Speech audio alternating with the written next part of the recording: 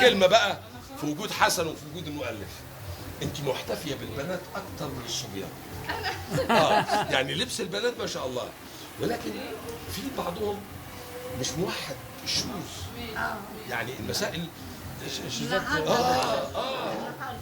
انما البنات لبسهم اكسلنت، الصبيان المسائل معديه يعني مكلفتين الصبيان شويه. بس المساله بديعه بديعه، وفي نفس الوقت اسمحوا لي انا ورسول الله حسيت بغيره من على المسرح. المساله ابعد من مساله التمثيل، انتوا دخلتوا عملتوا حاله، انا حسيت اني نونو واني طفل، ولحظات كتير سرحت. يعني شفتني وانا صغنن من خلال اللي بيحصل.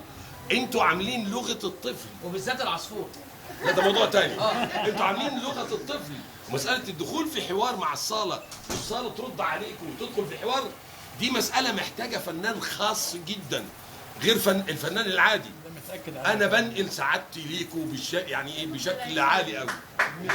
ربنا يكرمك. لا والله يا حسن. استاذ احمد، هنستغل وجودك معانا في تصريح اخير لجمهور الفيسبوك وانت اتفرجت على مسرحيه اسعد سعيد في العالم، تقول لهم ايه؟